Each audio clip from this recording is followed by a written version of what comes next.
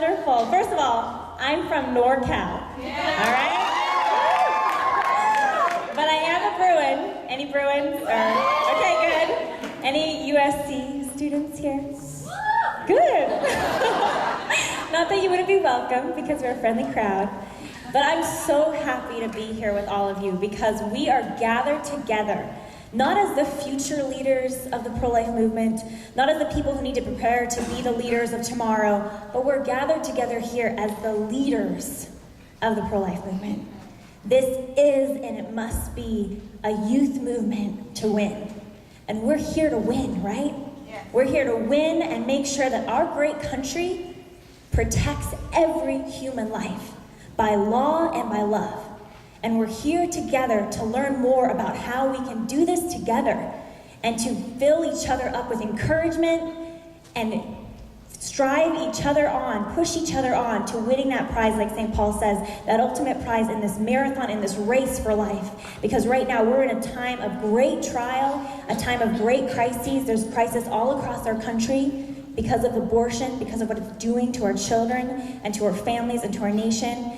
And so I can't imagine a better place for me to get to be than among you who are all here because we share that same commitment to human life and to see this as an attack on the most fundamental human right. And we're here because we want to put an end to it.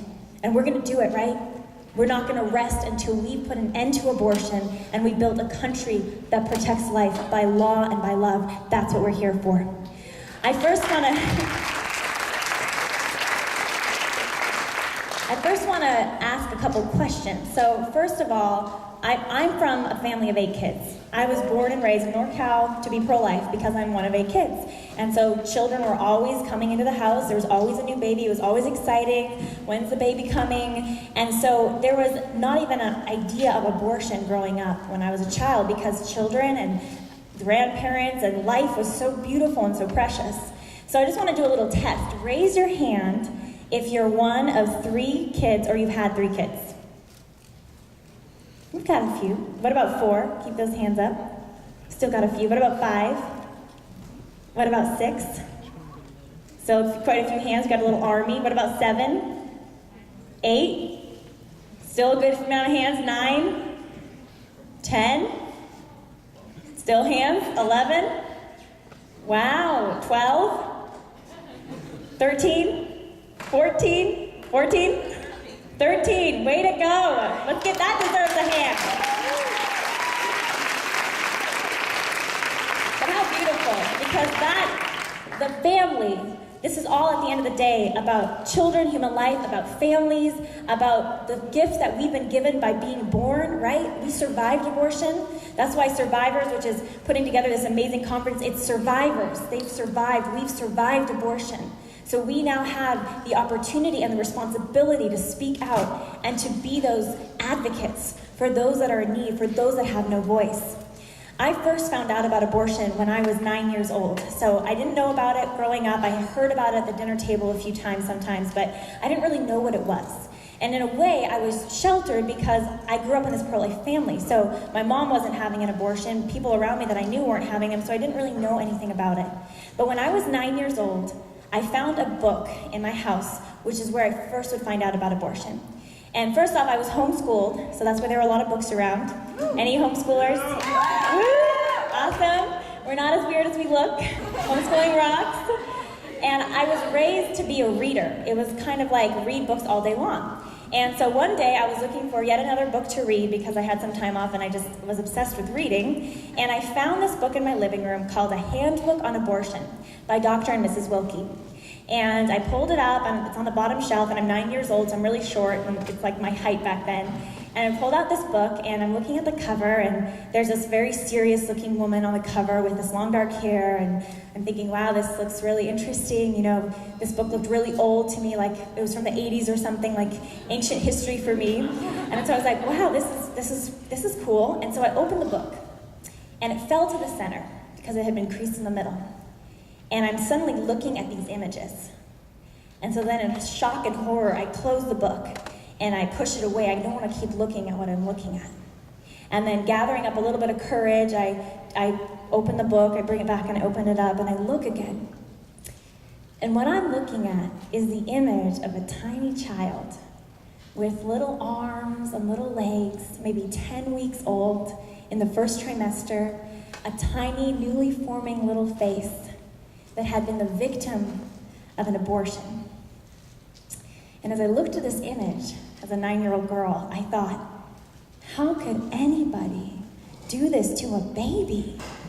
Is this real? Is this really happening? And I went and I found my mom and I showed it to her and I said, is this real? Is this really happening? And she said, yes, and she closed the book and she said, that's abortion. After seeing that image, it seared itself into my head and into my heart, and I couldn't forget it. It's like my eyes had been opened, and I began to want to learn more, ask questions. I read that book. I learned about how in 1973, what happened? Roe v. Wade. A Supreme Court decision that made abortion somehow a constitutional right. Made it somehow a constitutional right to kill another person. I learned about how there are, at the time, 3,500 to 4,000, depending on how you count the statistics, abortions every single day. I heard about how there had been tens of millions of abortions since Roe v. Wade, tens of millions of people who had been killed by abortion. And then I learned about how just miles from my childhood home where I grew up was a Planned Parenthood abortion clinic. And on Tuesdays, Thursdays, and Saturdays, they killed 30 of those children, like the ones that I saw in the picture, every single week. 90 babies a week.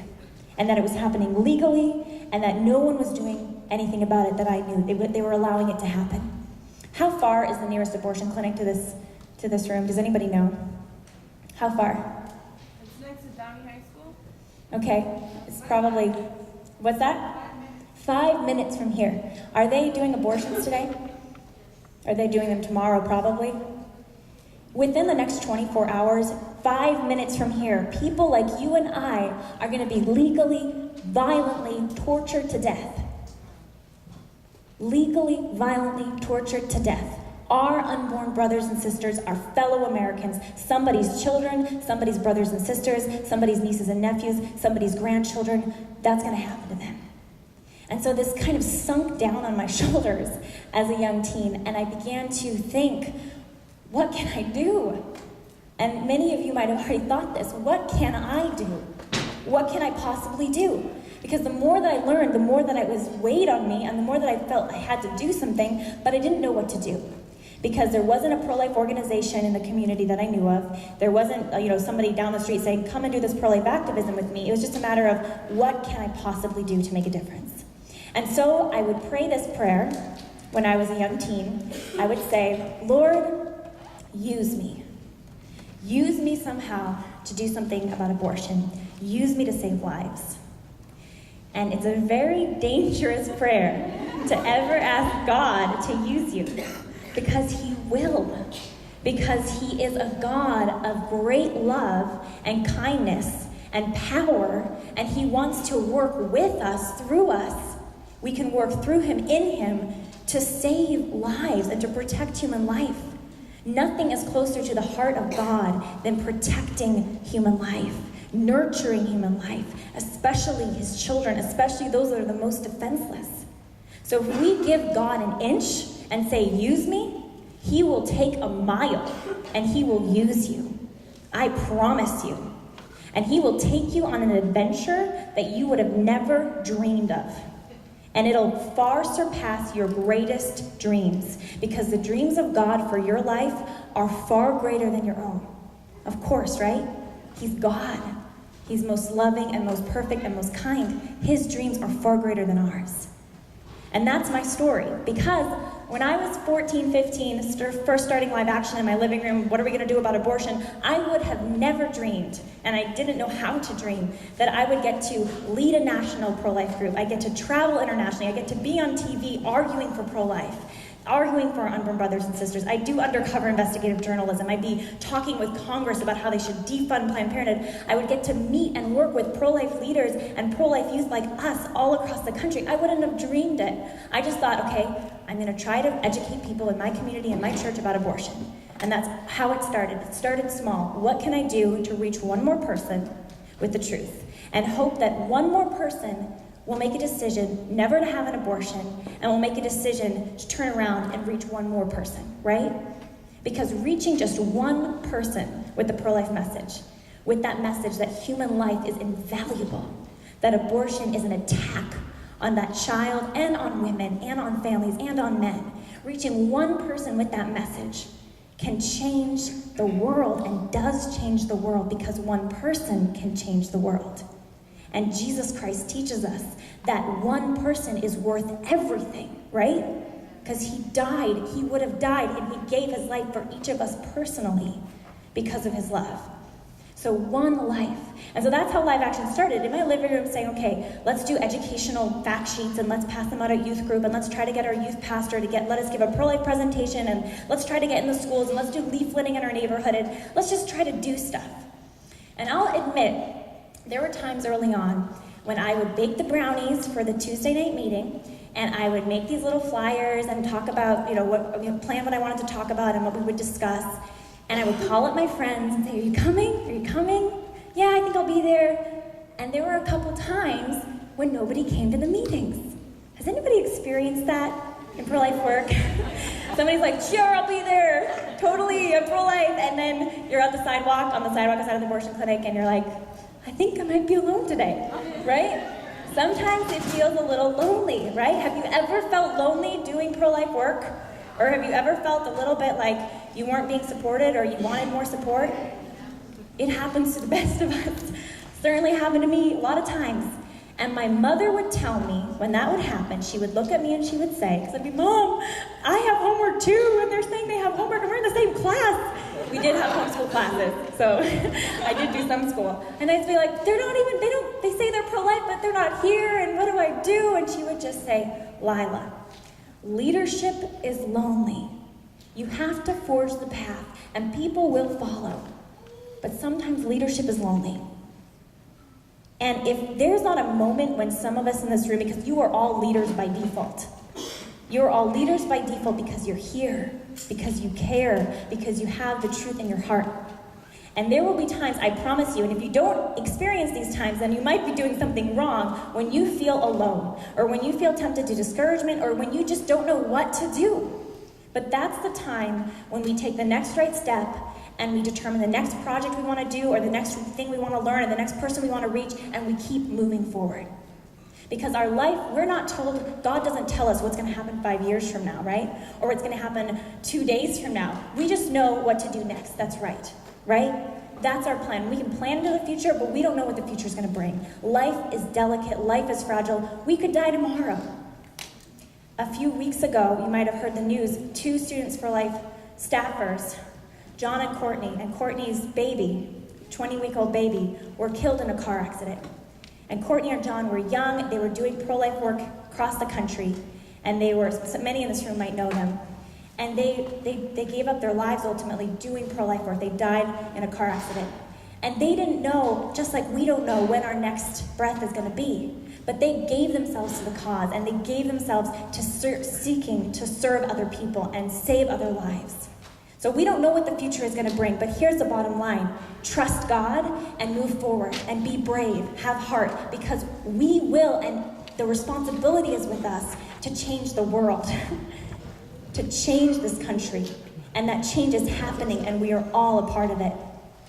After that first few meetings of Live Action in my living room and doing more pro-life work and kind of trying to reach the community and trying to get the youth pastor to let us into the church, and there were all these issues about how to get him to agree to let us give a pro-life talk in the first place. And so we struggled along, and we just kept trying to reach people one person at a time. And slowly we built this group, this organization, and slowly we reached more and more people. And then I got to UCLA, and I step onto campus as a freshman, and I'm thinking, okay, there's 40,000 people here.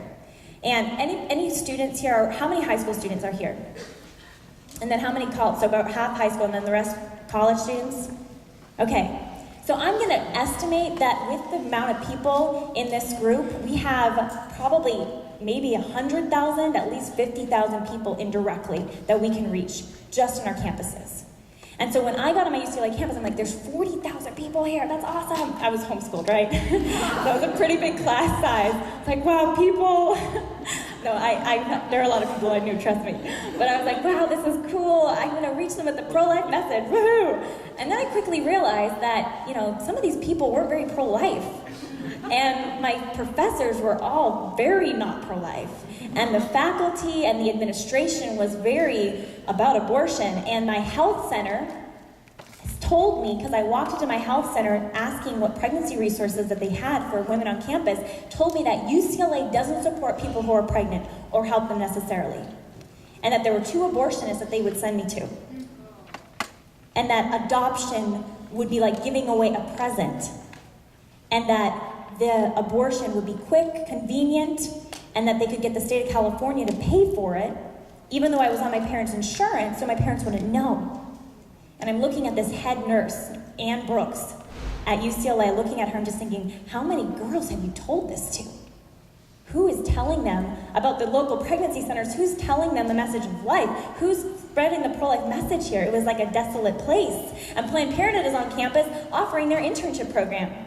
We're here for reproductive freedom. We're here for choice. We're here to empower women, right? Have you heard these things?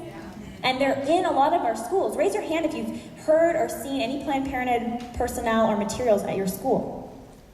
Well, everybody, especially if you go to a public school, has been impacted by Planned Parenthood because they influence the sex education curriculum at your school. And they're trying to build partnerships with the school health center so that that's the place that women go to or young girls go to if they get pregnant. And that's the place they go to for birth control. And they build that relationship with our young girls, with our fellow peers. So I began to learn more about Planned Parenthood. I'd already known about them, but I began to learn that they're the biggest abortion chain. How many abortions do they do a year? Does anyone know? Yes. It's like 330,000. Exactly, a little over 330,000 abortions. That's about 1/4 of all abortions in our country every year. How many abortions every year? Does anybody know? Yes. 1.2 million. 1.2 million. And that statistic, by the way, of 1.2 million abortions, that's how many are reported. California isn't required to report all their abortions. California has a lot of abortion. So that's just the reported amount of abortions. So Planned Parenthood is the biggest abortion chain. They're doing all of these abortions. They're on our school campuses. They're trying to build relationships with women.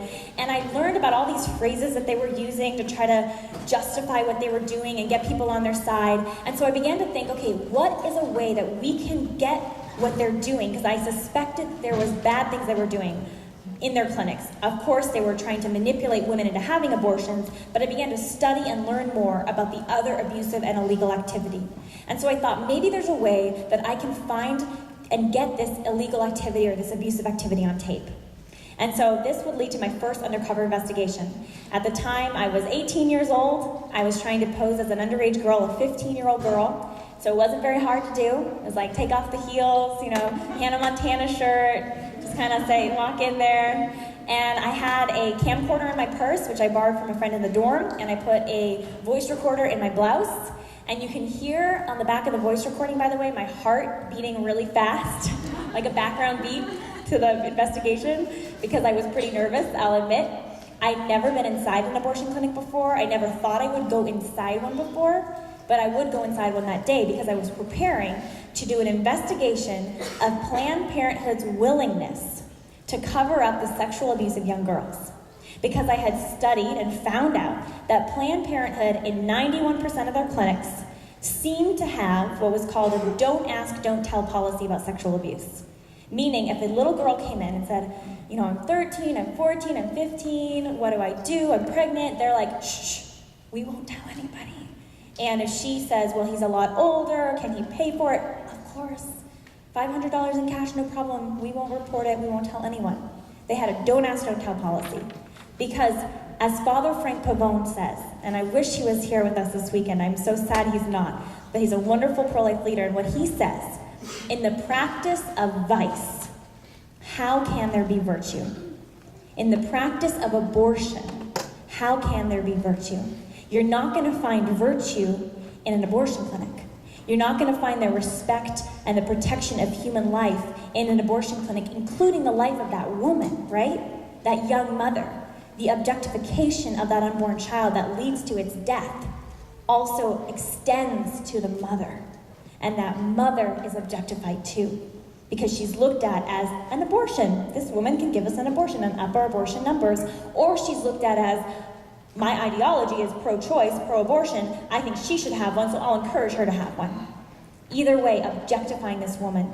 And so I walked into this abortion clinic in Los Angeles, in Santa Monica. Who's been Santa Monica? Yeah, it's awesome. 3rd Street Promenade, right up to the beach, right? With the shops and the restaurants, and go shoe shopping. So fun. Don't the guys love that? But there's meat there too. You can go to restaurants. So I've been there before. It's a lot of fun. But right above a coffee shop is a Planned Parenthood medical abortion clinic open for business. Right above a coffee shop on 3rd Street Promenade. And so I walked into the building, got into the elevator, went up the elevator, got up the elevator, walked up to the waiting room. There are glass doors separating me, and my heart's beating really fast. My friend's waiting outside in the car. I've got my voice recorder on, my camcorder, and I'm pretty nervous. I walk up to the glass door, they buzz me in because it's locked, and I'm looking at all these women in this waiting room. And I remember looking at all of these women and thinking that some of them were looking really upset, like they didn't want to be there. Some of them were looking depressed. One woman looked like she was about to cry.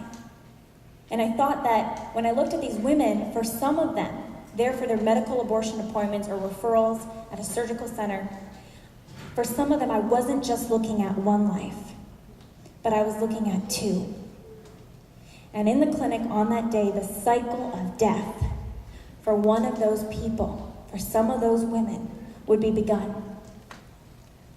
And on the wall of the clinic, it said Esperanza, or hope in Spanish.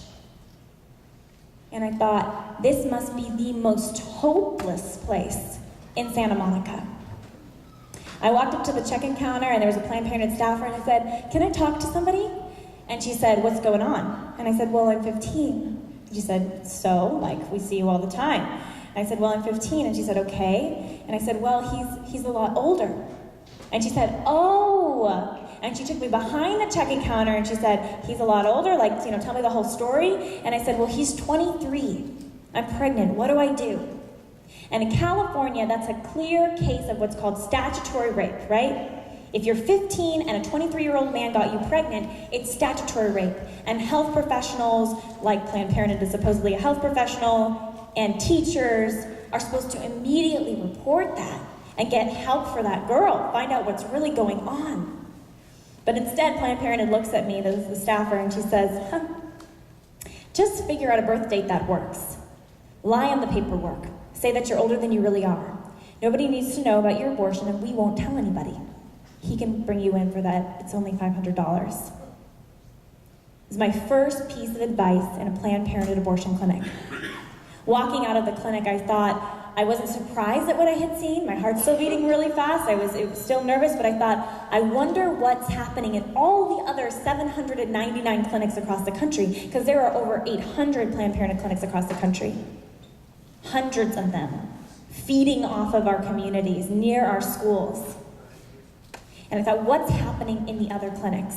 That same day, I went into a second abortion clinic. What I'm about to share with you is a standard counseling line at Planned Parenthood abortion clinics. I've heard this from other counselors because I went into a second big surgical facility in the downtown part of LA later on, and I sat in the room with the manager of the Planned Parenthood clinic.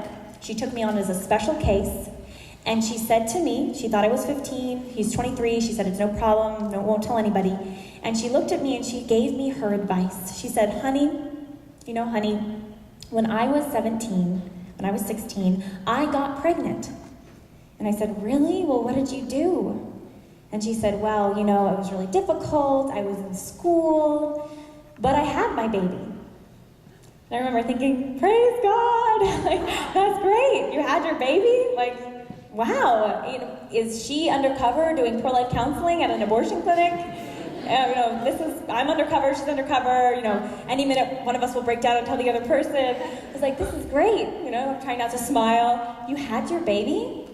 And she said, "Yes, but if I could do it again, I would do it very differently. If I could do it again, I would not continue the pregnancy." And my son, he's 16 now. But kids cost a lot. He's still living at home. If she could do it again, she would go back in time and abort her now 16-year-old son. Very pro-life.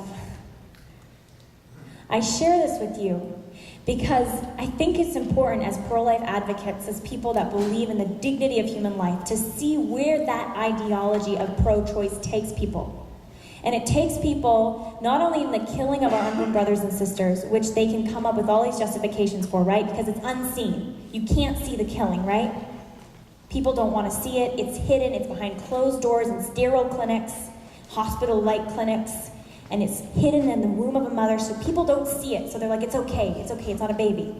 But that objectification, that disregard for human life extends beyond the baby that can't be seen, and it extends to the mother, it extends to even the children of the abortion workers, like that woman said. It extends to the whole culture, because the people that are the weakest and the most defenseless are not being respected and protected. And so that extends to everybody else. And that's why Mother Teresa calls abortion the greatest destroyer of peace. She even says that the greatest destroyer of peace in the world is the cry of the innocent unborn child. And she's an authority on peace. She knows what she's talking about. She's worked with the lepers in India, in Calcutta, India, with the dying, with those that were feeling unwanted, lonely, all kinds of people that were suffering. But she called abortion, the cry of the innocent unborn child, the greatest destroyer of peace. After those first 2 investigations in LA, we left the second clinic. I went back to my dorm room, and I was just thinking, okay, we have to put these on YouTube. I want people to see these tapes. I want people to know what was happening.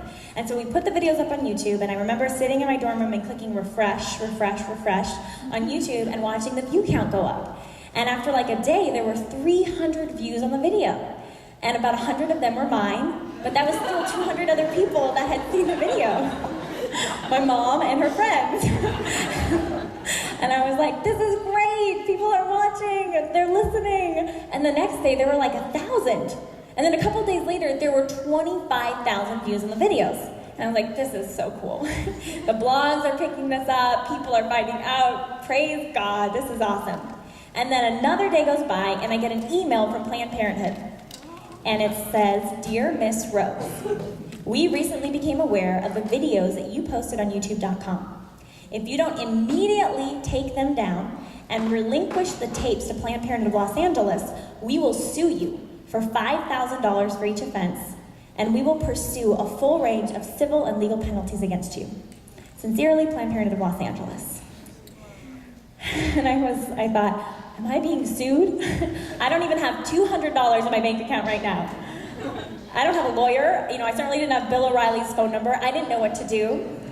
But then I turned to God, our loving Father, and I thought about Him for a minute. I turned to Him for a moment. And I realized that Planned Parenthood was afraid.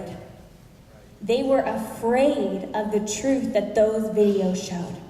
And they couldn't stop it. And so they were trying to threaten a college student. And then I learned one of my biggest lessons in pro-life work and in my entire life, which is what St. Paul writes. He writes that God works good. God works the good, all things for the good of those that love Him. And what happened after the threat of that lawsuit, within just a matter of weeks, those videos that I was so excited about, 25,000 views, were shown to millions on national television. And Planned Parenthood suddenly was getting feedback from tons of people who were upset that they were covering up child statutory rape. Because I had my first TV interview, ADF, a great legal defense fund, came along to help, and more people found out the truth. And I learned, never be discouraged. And always trust that God will use all things for the good of those who love Him.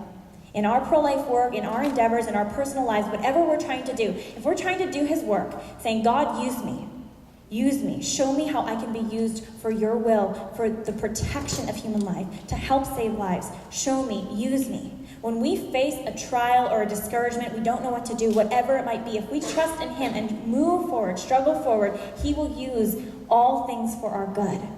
And for the good of what we're seeking to do, for the good of our cause, our shared mission for life. Fast forward, to make a long story short, because a lot has happened. I'm only 23, so I haven't lived very long, but it feels like forever. And in the last 5 years, we've now been investigating Planned Parenthood across the country, and we've discovered and documented the sexual abuse cover-up through our Mona Lisa project, through our Rosa Acuna project. We've documented the misinformation, the medical misinformation, the manipulative counseling at Planned Parenthood. We've documented the racism at Planned Parenthood. Who founded Planned Parenthood? Margaret Sanger.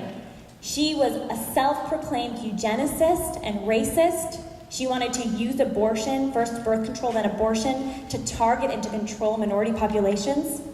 Today, a black baby is almost as likely to be aborted as he or she is to be born.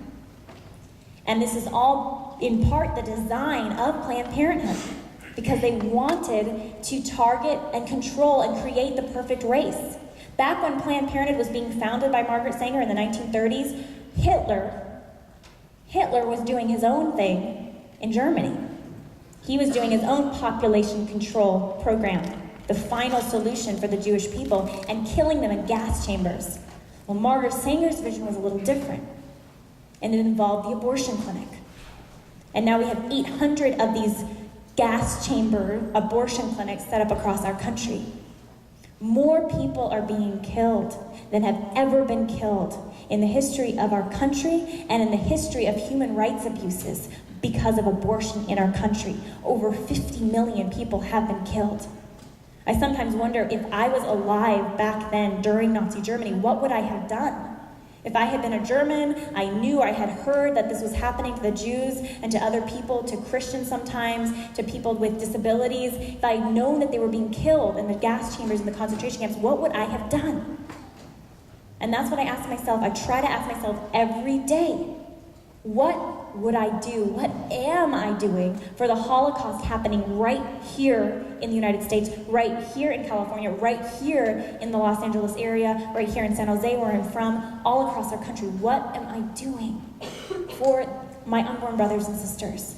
And what will I tell my children or my grandchildren when abortion is illegal, when abortion is ended, when the country sees abortion as a human rights abuse and people don't want to have any part with it? What am I going to tell them about what I did? What are we going to say we did, that we've done? I want to show just a few minutes of one of our Undercover films. Raise your hand if you've seen any of these Undercover films before. A lot of us, good. This is our trafficking investigation. It's our latest, one of our latest investigations. Does anybody know how many people, how many children are trafficked every year in our country? Anybody know? Any ideas? Yes, you got all the answers today. Something like 300,000, I believe. She's spot on. According to the Department of Justice, there are 300,000 children who are sold for sex in our country. 70 to 80% of them are Americans, are domestic victims. These are girls that are kidnapped. These are girls that are drafted in from their high school or junior high parking lots. They're sold online. They're sold in trailer parks. They're sold in massage parlors. And the abortion clinic, the Planned Parenthood clinic, becomes the partner for pimps in our country, for traffickers.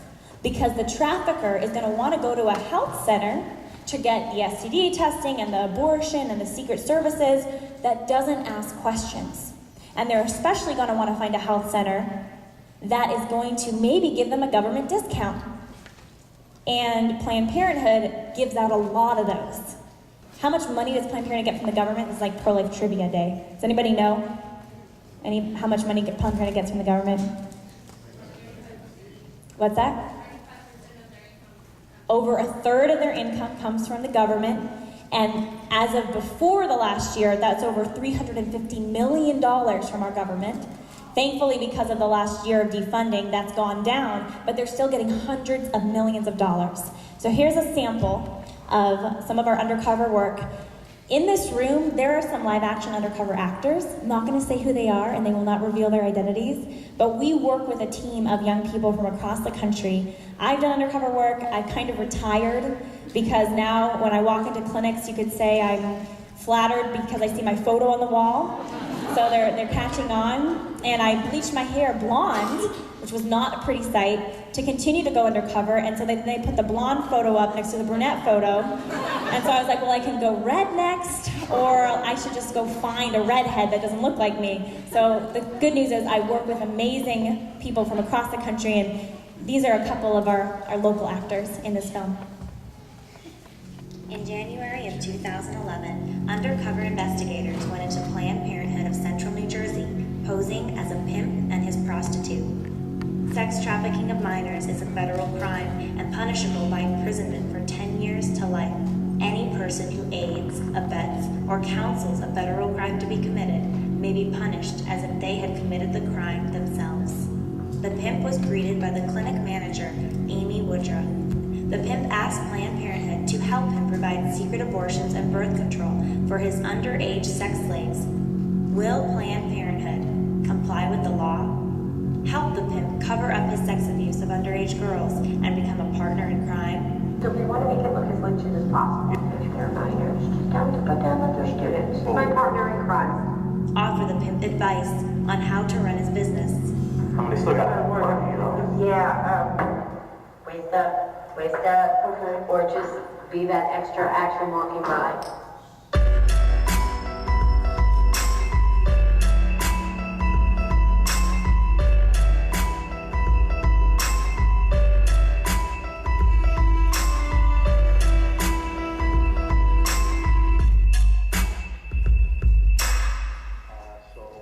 We're involved in sex work, all right? And there's some girls that we manage that we're not quite sure I got it from one of them. Okay. All right, so they might need to come in here and get tested as well. Do you Yeah. guys provide services for that? Excuse me. So for women, we have two options.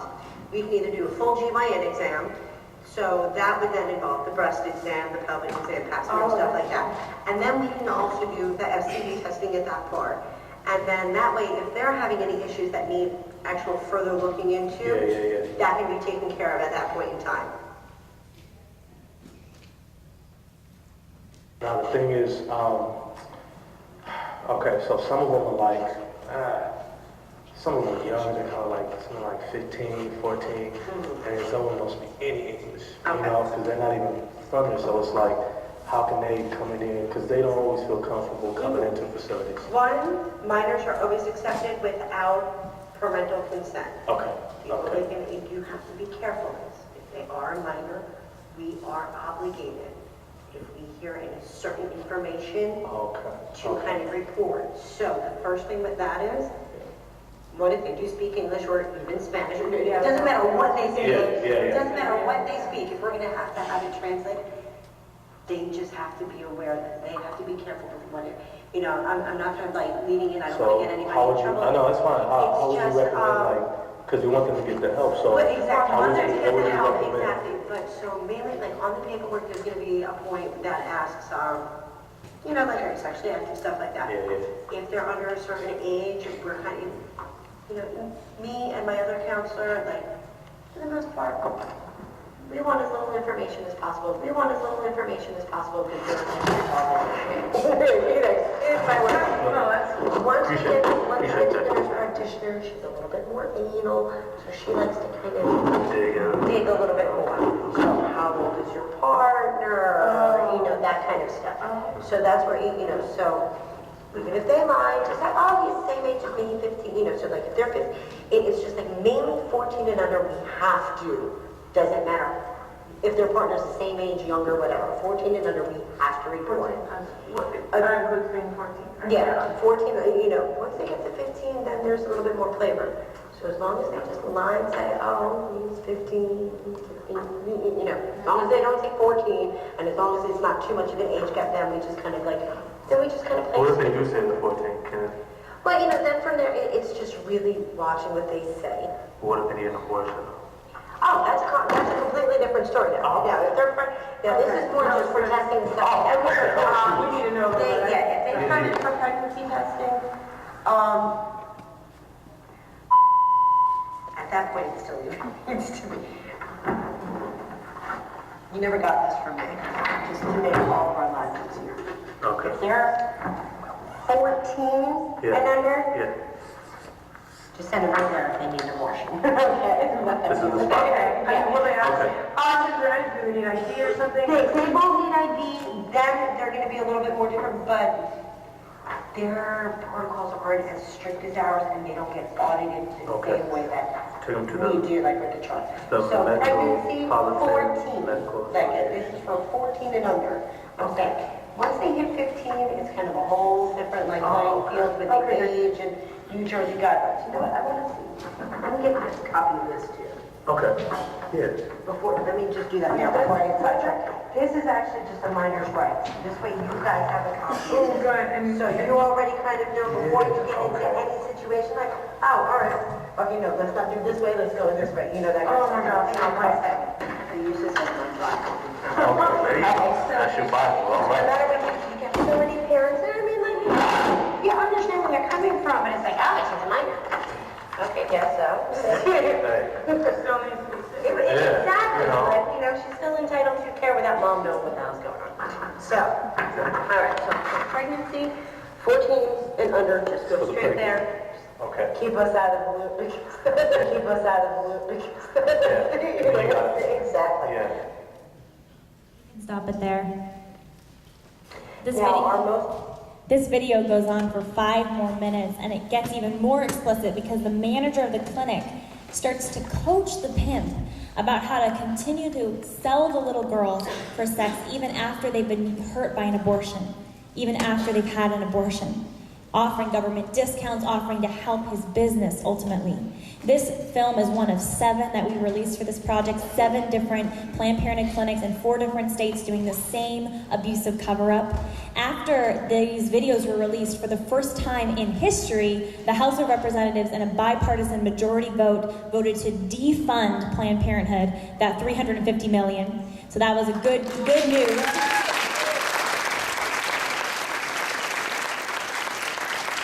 And more people than ever before learned the truth about Planned Parenthood and the truth about what was really happening at their clinics. Planned Parenthood called it the worst attack ever, what was happening with PR, with people finding out the truth. I spent 5 weeks living out of a hotel in DC back in February, releasing these videos, working with other pro-life organizations, doing work to get out the word. And I was in a meeting with some politicians who basically are heading up the House of Representatives, right? They are the speakers, the people that work with Speaker Boehner, the head of the House of Representatives, and they were talking about how if we, push the defunding all the way through, because they had to get it past the Senate, and then the president had to approve the defunding of Planned Parenthood. And they were saying, well, what if people don't like what we're trying to do here? What if it'll show up on the front page of Politico if we do this defunding? Politico is some DC newspaper. And I remember being in the meeting and thinking, wow, politics and all these things happening that run our country in so many ways is controlled or is influenced by media, right? Politico, some newspaper that was complaining about the politicians, was going to make them scared or too scared to complete the defunding. And it just reminded me how powerful it is to be a youth voice, but also to get visual media and to cause a controversy, to tell a story about what's really happening and get people to think and get people, put pressure on people to do the right thing, to do action, to take action. In the last year, we've seen $61 million taken away from Planned Parenthood. It's good progress, but there's a lot more progress to be made. The statistics are for our country that more people identify as being pro-life than pro-choice, and especially young people. We are in the majority now. So there's amazing things happening in our country, especially on our college and high school campuses, where people are hearing the truth, are seeing the truth, and are wanting to be pro-life. Because after all, pro-life, that respect for human life is written into our hearts, right? And as children can teach us this the best. They're the best teachers because there was never a pro-choice child, right? Little kids are pro-life to the core. They love children. They can't fathom abortion. It hurts them. It hurt me when I was 9 and I found out about it. So if we can reach our peers with the truth, compassionately, lovingly, our peers, and then boldly and strongly in a public way, we're going to convert a generation. And we already are. Because this is a human rights violation, this is an attack on basic human dignity, and this is something that everybody can agree from any walk of life is fundamental to building a society and a civilization of nourishment for human beings and protecting the right to life and liberty and the pursuit of happiness, like our Constitution says, our Declaration of Independence says. Our whole government is built to protect the right to life, and that's foundational. If we don't protect that, then we're not going to be able to protect any other rights. And that's why my life is dedicated to this work. It's not because I thought abortion was a cool issue or I wanted to get involved with something so I just randomly picked a pro-life cause.